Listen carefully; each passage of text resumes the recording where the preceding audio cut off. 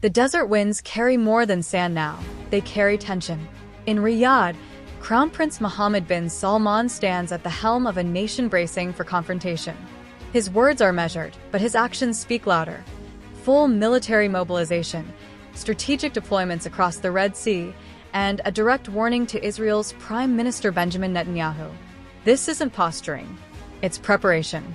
For months, Saudi Arabia had been inching toward normalization with Israel, brokered quietly by Washington. But the October 7th attacks and Israel's subsequent military campaigns in Gaza and Lebanon shattered that trajectory. What was once a diplomatic dance has turned into a geopolitical standoff. MBS, once seen as a reformer eager to modernize the kingdom and reshape its foreign policy, now finds himself forced to respond to growing domestic outrage and regional instability. Netanyahu, meanwhile, remains defiant. His government, emboldened by U.S. support and recent strikes against Iranian targets, sees Saudi criticism as a distraction. But behind closed doors, Israeli intelligence is watching Saudi troop movements with increasing concern. The IDF has raised its alert level in the south, and naval assets have been repositioned near Eilat. This isn't a war yet, but it's no longer peace either. The rhetoric has escalated. The military signals are unmistakable.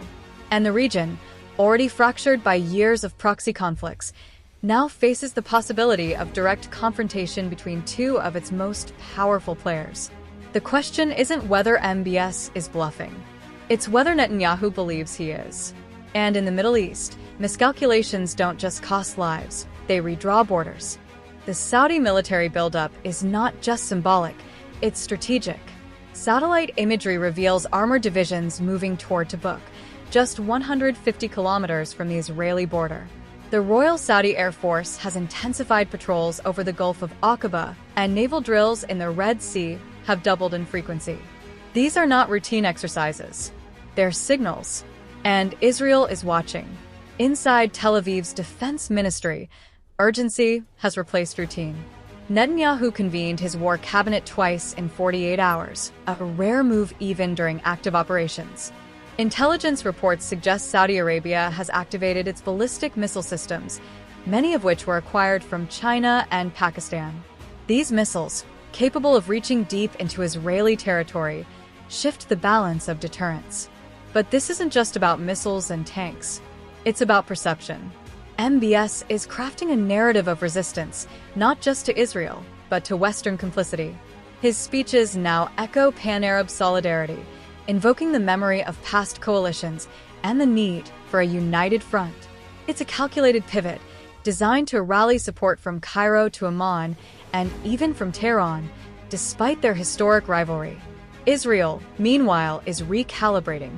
The IDF has begun contingency planning for a multi-front conflict, factoring in Hezbollah in the north, Hamas in the south, and now a potential Saudi threat from the east. Netanyahu's rhetoric remains firm, but his tone has shifted. He speaks less of victory and more of survival. The region is entering a phase where symbolism and strategy are indistinguishable. Every troop movement, every speech, every diplomatic leak is part of a larger chessboard. And the players know, one wrong move could ignite a war that no one truly wants, but no one is willing to back away from. Behind the scenes, Washington is scrambling. President Donald Trump, who once touted the Abraham Accords as a cornerstone of Middle East peace, now faces a diplomatic nightmare.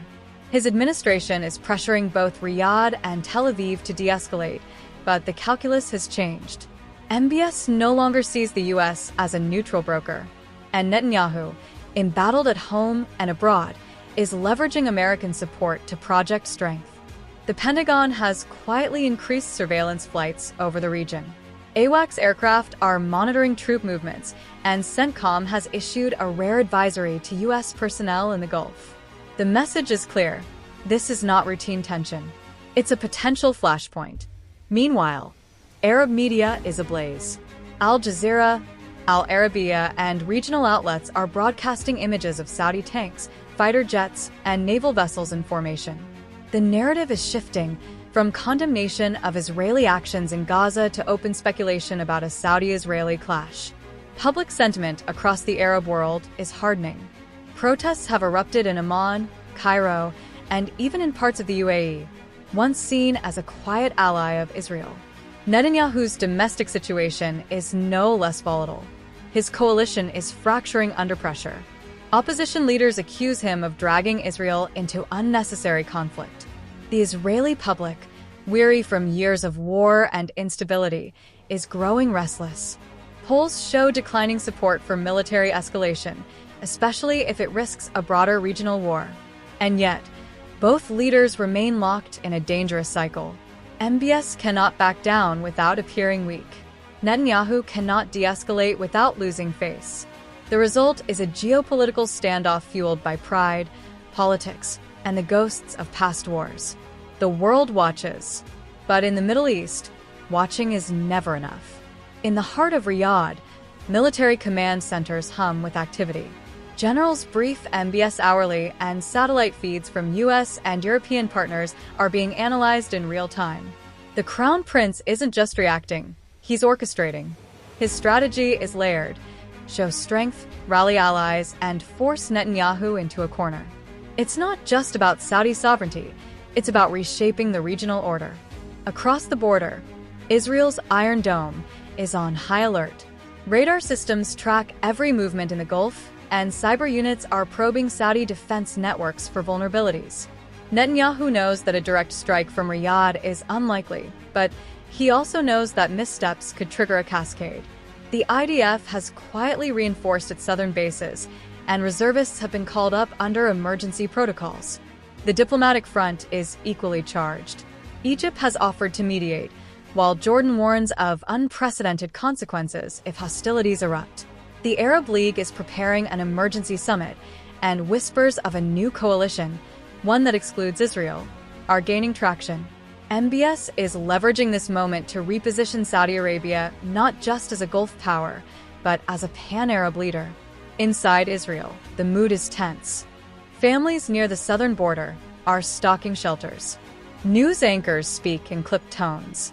The memory of past wars, 1973, 2006, 2014, hangs heavy. Netanyahu's government insists it will not be intimidated, but the cracks are visible. His political allies are divided, and military advisors are urging caution. This is no longer a hypothetical. The machinery of war is in motion, and while both sides claim they seek peace, their actions suggest otherwise. The Middle East has seen many standoffs, but few with stakes this high and players this determined. As the world teeters on the edge of a new Middle Eastern conflict, the stakes extend far beyond Riyadh and Tel Aviv. Global markets are already reacting, oil futures have spiked, and defense stocks are surging. Diplomats from Europe, Asia, and Africa are issuing statements urging restraint, but few believe words alone will defuse the crisis. The machinery is in motion, and history has shown that once it starts, it rarely stops cleanly. MBS remains resolute. His latest televised address was short but pointed. Saudi Arabia will not tolerate aggression. We will defend our people, our borders, and our dignity. The message was aimed not just at Israel, but at every nation watching. It was a declaration of intent, wrapped in national pride and regional ambition. Netanyahu responded within hours. Israel will not be threatened. We have survived wars, terror, and isolation. We will survive this too. His words were met with applause in the Knesset, but analysts noted the tension in his voice. This is not the confident Netanyahu of past campaigns. This is a leader under siege politically, diplomatically, and now militarily. And so the region holds its breath. The Red Sea, once a corridor of commerce, now bristles with warships. The skies above the Negev and Tabuk are thick with surveillance drones. And in homes from Haifa to Jeddah, families pray that the next sunrise doesn't bring sirens. This isn't just a standoff. It's a moment of reckoning. Two leaders, two nations, and a region haunted by history now face a choice: escalation or restraint. The world watches, powerless to intervene, hoping that pride doesn't outweigh peace. Because if it does, the consequences won't be regional. They'll be global.